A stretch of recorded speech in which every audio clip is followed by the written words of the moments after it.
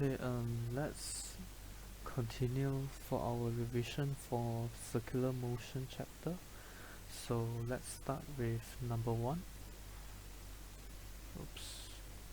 Okay, so this will be number one. A washing machine spins its top at the rate of 1800 revolutions per minute. If the diameter of the top is 40 cm, so diameter of the top is 40 cm, so radius eventually will give us 20 cm. So centimeter is actually times 10 to the power of negative 2, so meter. Okay, calculate the angular velocity of the top. Okay, so at firstly, we need to know what is the meaning of this sentence. 1800 revolutions per minute. It means that the top for the washing machine spins 1800 times in 1 minute. So this is the meaning of this sentence. So the angular velocity of the top. Okay, so averagely our angular velocity is actually equals to the total angular displacement over the time taken. Okay, so we have 2 pi. 2 pi is actually for one complete circle. One complete circle times 1800 times, since it spins 1800 times in 1 minute, so 1 minute will be 60 seconds. So this will give us the answer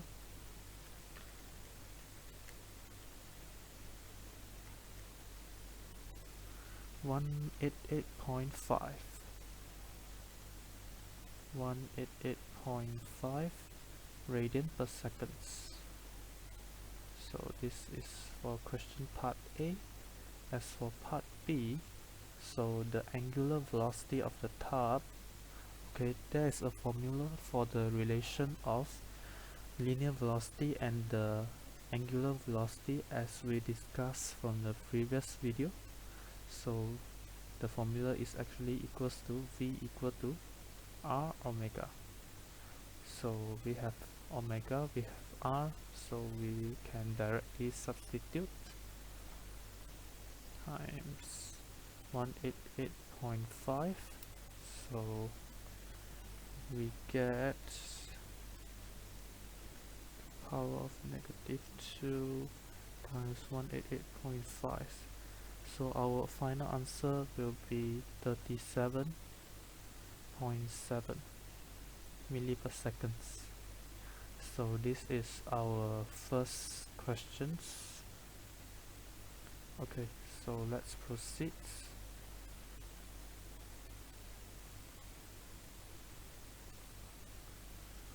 Okay, let's proceed to the second questions.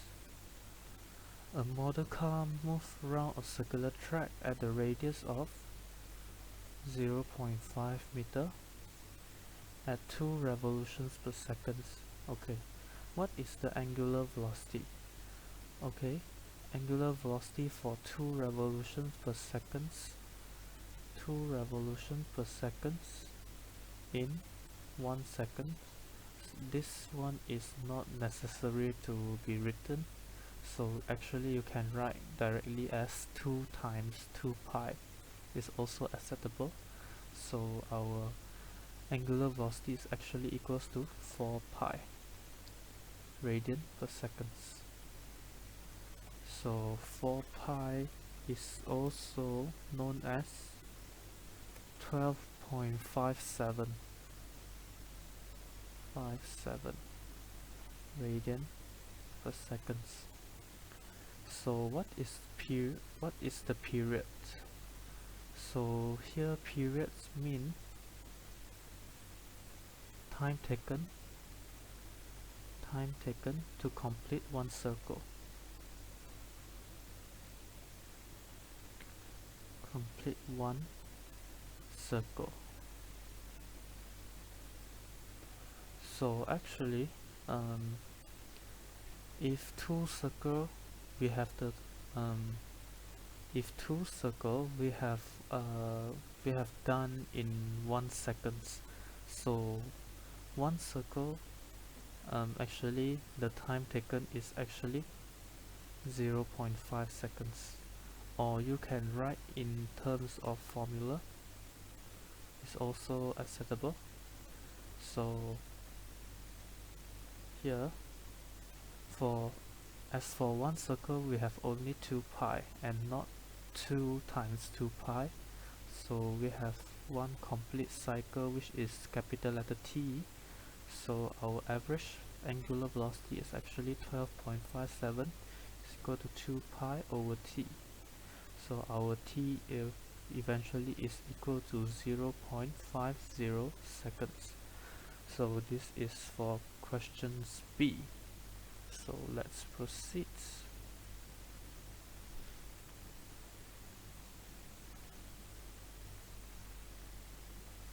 Okay, let us proceed to number C. So the A just now is should be, wait, let me see what is the final answer. Okay, 4 pi radian per second. Okay, what is the speeds of the car?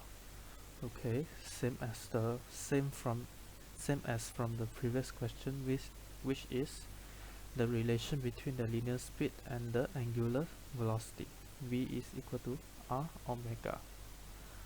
So 0.5 times 12.57. 0.5 times 12.57. So the answer is 6.285. 285 milli per seconds. So this is for the final answer. So let's proceed.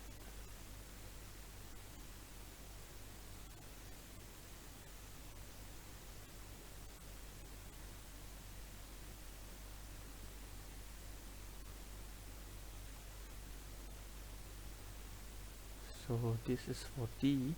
If the new angle, find the new angular velocity of the car if it's moved with a uniform speed of 2 milli per seconds. Okay, with a radius of 0.8 meter. So same as this formula, the relation between linear speed and angular speeds, which is 2 point, this one is 2.0, is equal to 0.5 times our omega, which is need to be found. So 2 over 0.5 is actually let me see for a while. Alright, sorry for this, I'm wrongly right. The radius here should be 0.8. So our final answer is 2.5 knots radian per second. Okay, so this is the answer for questions D. So let's proceed to question 3.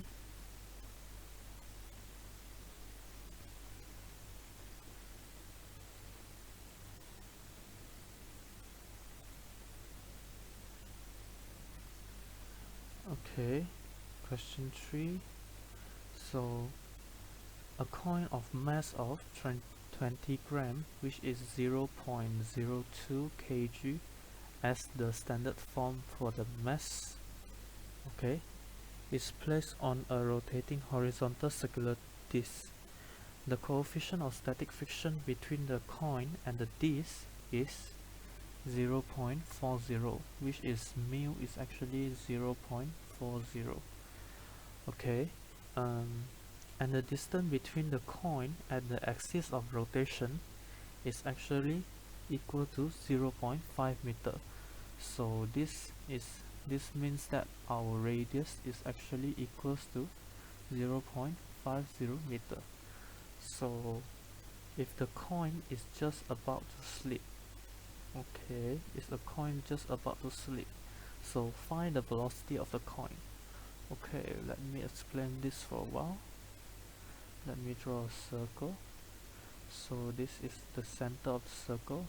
Okay, let's say our coin lies here, okay, in one of the part of the circle. So we know that as the disc is rotating, so the coin, there are forces acting on the coin. So what the force that we know is actually the centripetal force acting on the coin. So as the disc become as the speed of the disc become more faster and faster, um, the coin will eventually slip to outside. So the coin will eventually slip to outside. Sorry, I should draw more properly so you can see it. Okay, so the centripetal force and these forces should be the same phase, on the same phase. Okay, as I mentioned just now, as the disc rotating faster and faster, so the the coin will eventually slip out from this circle. So the force acting on which is opposite to the centripetal force is actually called the static friction. So this static friction is actually opposed the centripetal force. So when the question mentioned if the coin is just about to slip, it means that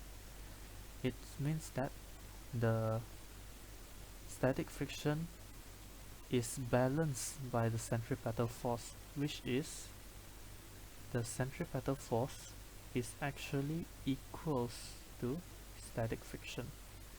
If the coin is not going to slip, so actually the centripetal force is greater or equal to Fs. Okay, so this equal is the coin is about to slip, not how to say that, not the coin is not slipping yet, but just about to slip. Okay, so if the coin is slipping, so the centripetal force is actually less than the static friction. So this is how we determine the coin, whether the coin slipping or not. Okay, so let's proceed. So Fc, okay, we have M, we have R. So find the linear velocity of the coin. So we need V now. So centripetal force is actually given as mv square over r is equal to the static friction. The formula for the static friction is actually given as mu r. So mu r is also given as mu mg. So mv square over r. So this one cancel each other. So we have v square. Okay, we have 0.5 as radius. So mu is actually 0.4. So g is 9.81. So our v is actually equals to 0.81, 0.5, okay, 1.401, 401 milli per seconds. Okay, so this is how we find the velocity when the coin is just about to slip. Okay, so let's move to questions B. So let me erase for this part. Okay, yeah, let me erase for these parts.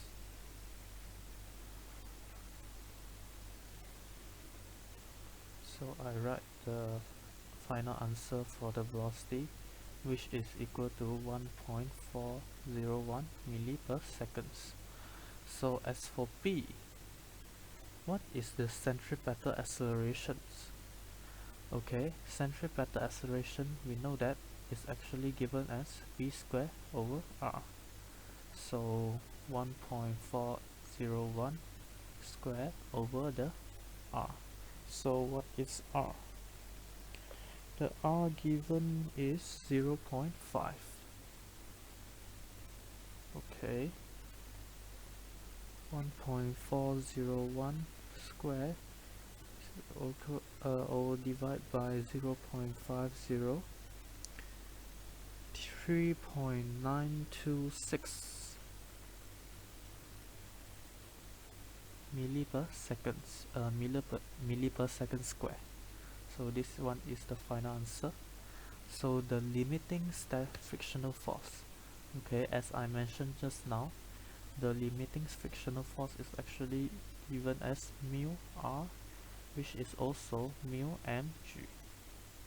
So what is the mu here? So mu is 0.40, so mass will be 0.02, 9.81. So the final answer given is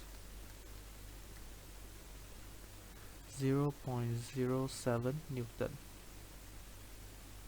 7 Newton. So this is the final answer.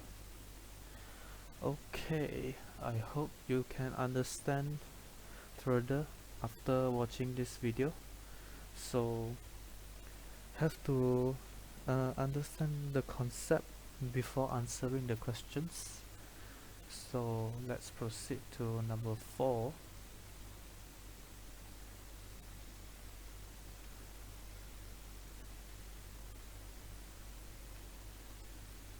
So let me drag down. Okay, I hope you can see clearly. Okay, this question is actually from one of the questions from STPM past year. Okay, so let's proceed. So this one will be our question 4. So let me, okay, right here. Okay, explain why a particle moving in a circular path with constant speed has acceleration. Okay, this I already discussed from the previous video, which is, okay, I'll say again. Okay, as I mentioned from the previous video, which said that velocity is actually a vector quantity. Vector quantity. So vector quantity consists of magnitude and direction. Okay, although we have a constant velocity when we are moving in this circular track, we have a constant linear velocity, but we know that when we are having the circular motion, the direction of our linear velocity is keep changing. So magnitude is constant and the direction is keep changing, so the change in the velocity will eventually provide us the centripetal acceleration, which is always towards the center of the circle. So let me erase this one. Okay, so the answer is, this is because the direction of the velocity, the direction of the linear velocity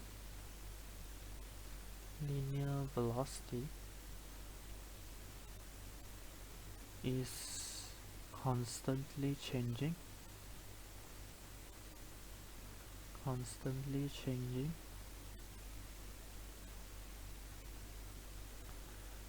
causes the acceleration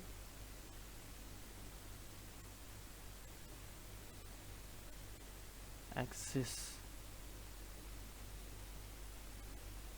So this is how we answer the question for part A.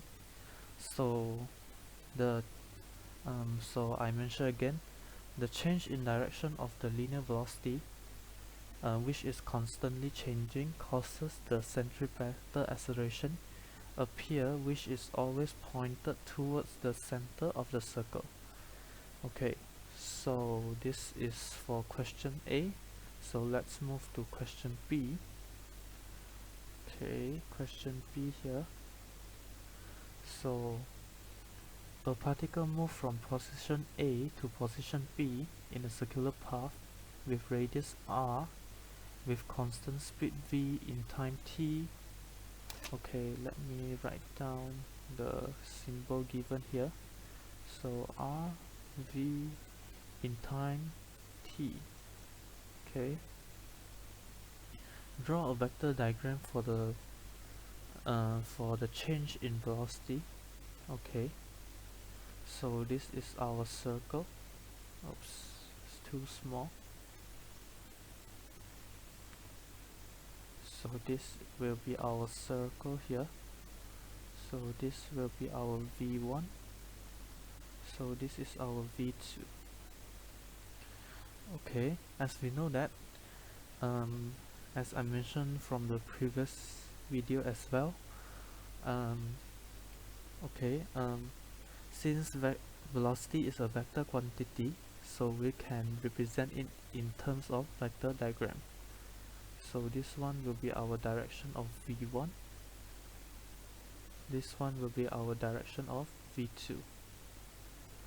So this one eventually will give us the change in velocity. Okay, this is how we answer for question part 1. So okay, so let me erase this one.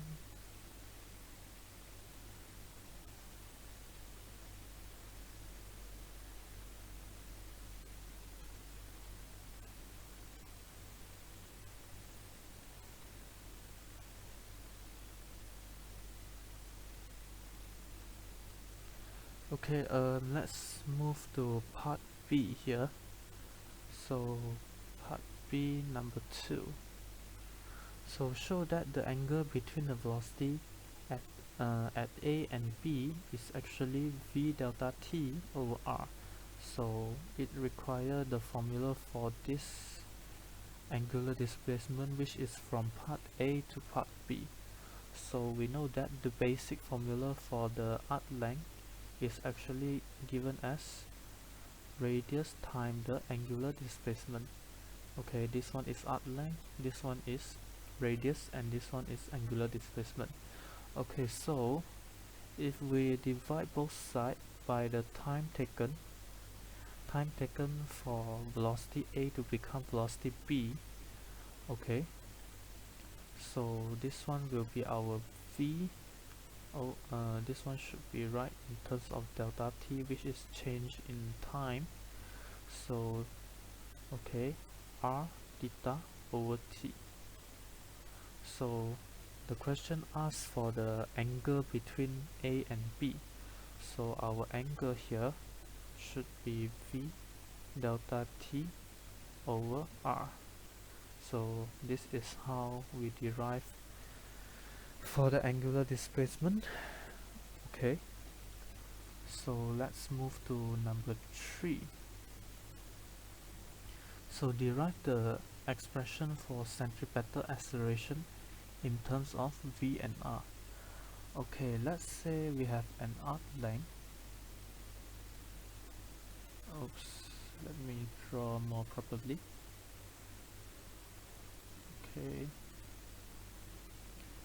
so this is our arc length.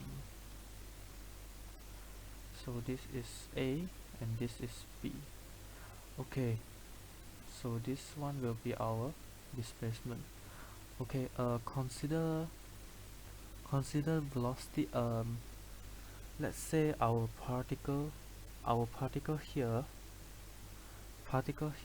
is about to move from A to B, which is in very small change in velocity. So VA and VB to VB is actually small change. There is actually only small change in the velocity. So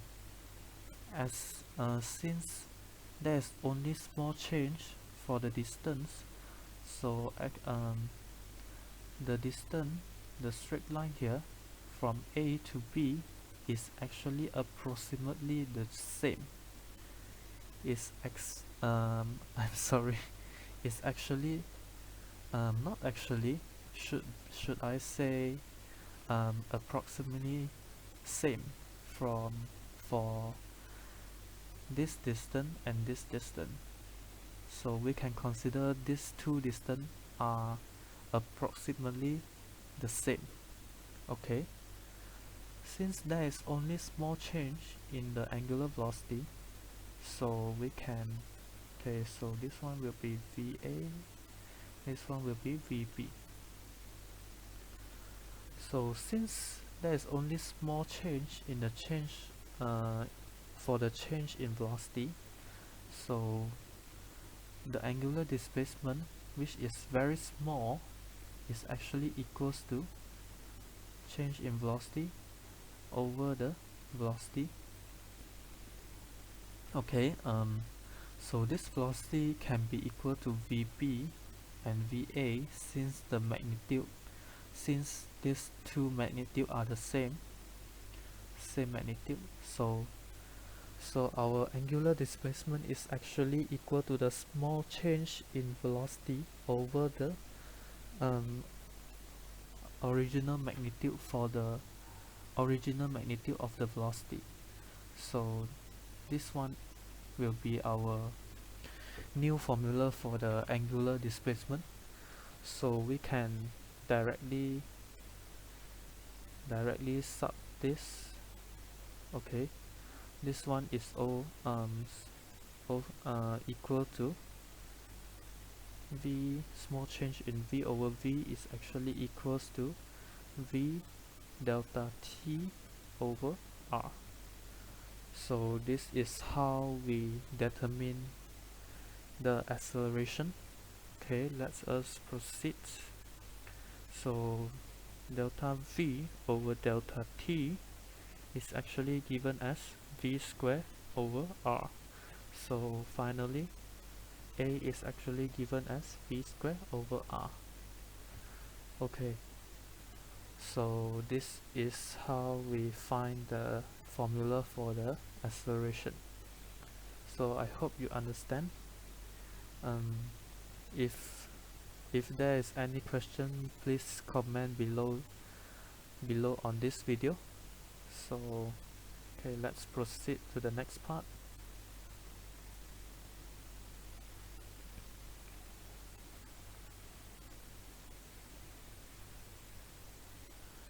Actually, the for the question B, part 3 is actually quite confusing at first, but it needs time to be understanding. Okay, so I hope you guys can understand further after watching this video. Okay, part C, a large spinning swing. Let's say whether I can zoom in here. Okay, a large spinning swing revolving about the vertical axis is shown in figure 5.28. Okay, the swing which with a cable length, okay, this one will be our cable. So the cable length is actually given as 0. Sorry, should be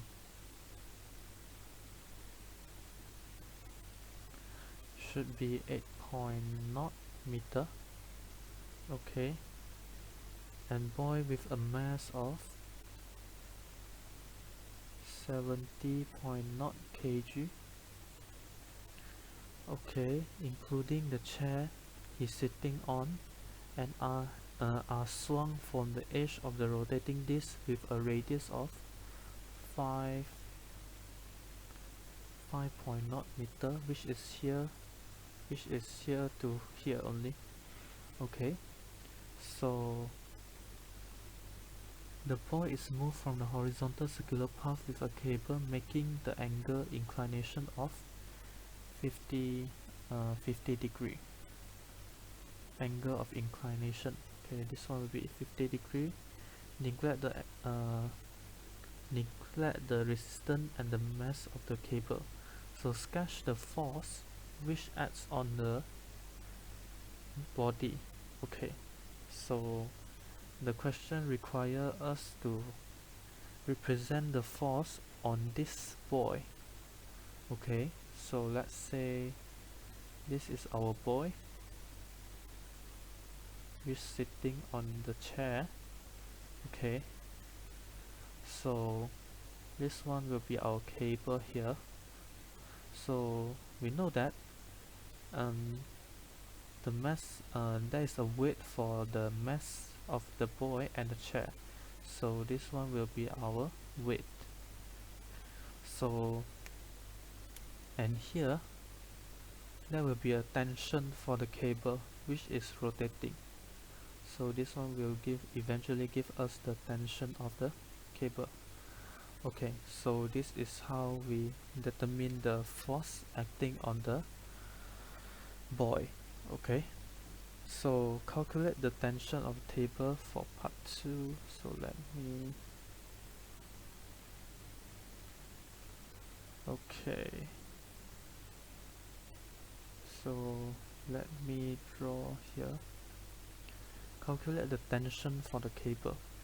So okay, this one will be the boy and this one will be our weight. So this one is tension. Okay, tension here. So this one will be our angle, which is 50 degree.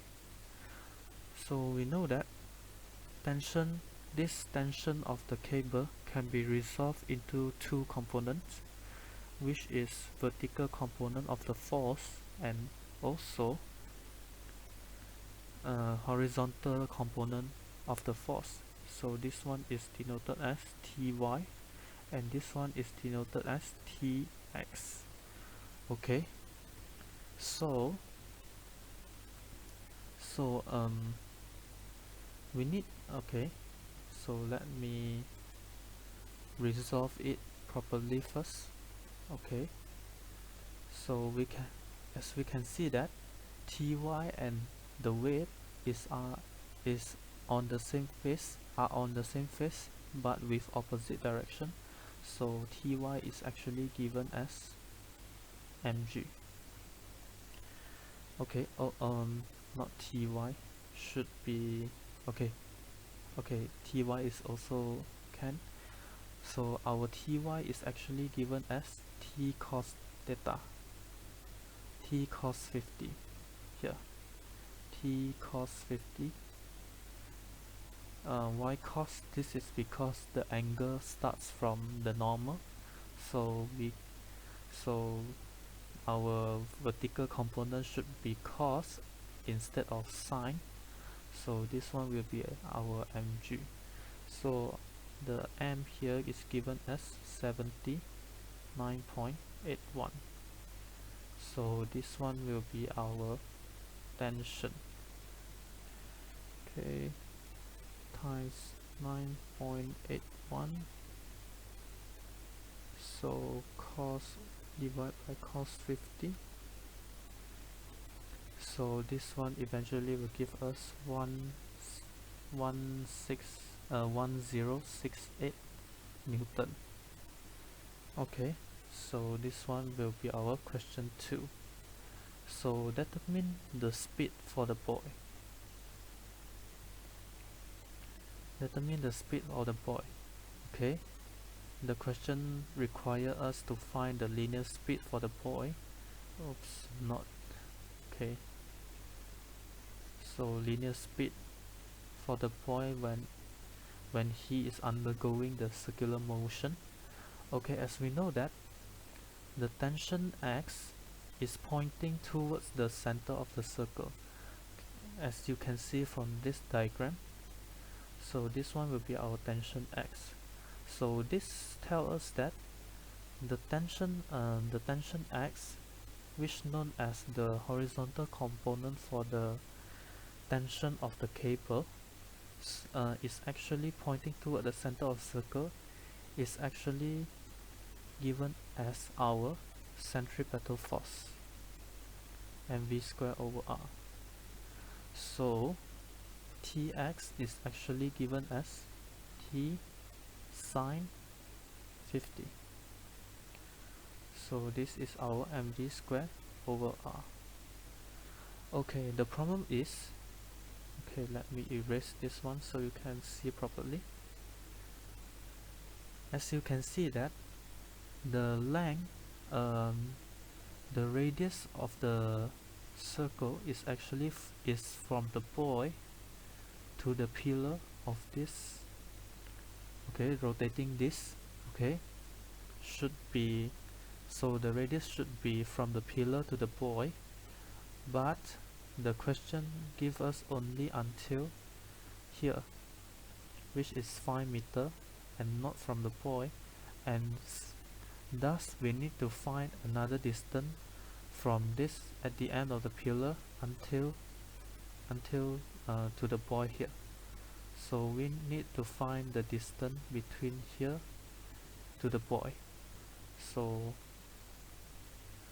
we know that, okay, so we know that, let me draw, okay, let me erase this part 2 questions.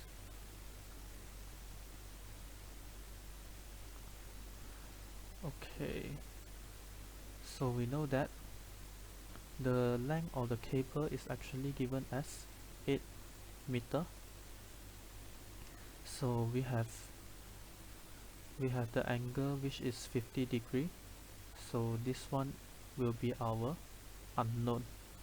So we can use the trigonometry formula, which is sine 50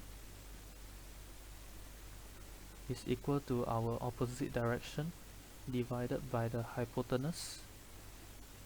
Okay, so our x is given as 8 sine 50.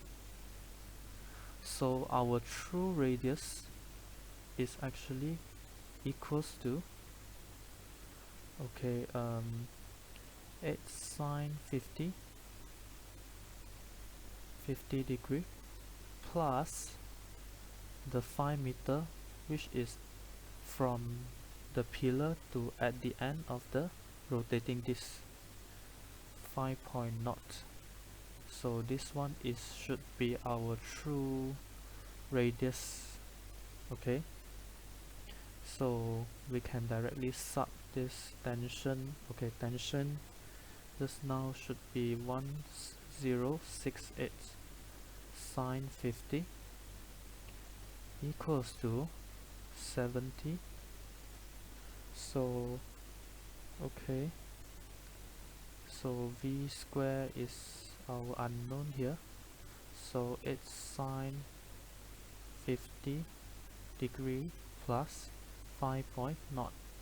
So v square, as for the final answer, sine 50 times, okay, 8 sine 50 50 plus 5 point naught over 70 and the square root here. So the final answer will be 11.40 milli per seconds. So this is how we find the speed of the boy which is undergoing circular motion. Okay, so that's it for today. So we have done for this chapter, so we will see in next video. So thanks for watching. Okay.